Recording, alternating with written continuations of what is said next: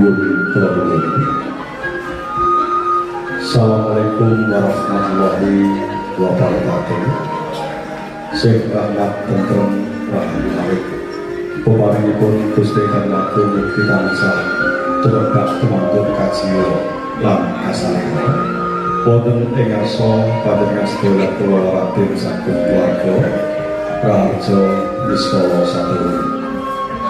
Kepareng matur pengasanipun para pepunden sesepuh sesepuh liwat para akisepuh ingkang pantes kula teni ingkang kinurmatan keluarga Ibu Dwi Widyana Kukuh Mukti Laksana, keluarga agung pengantin kakung, para tamu semarang para tamu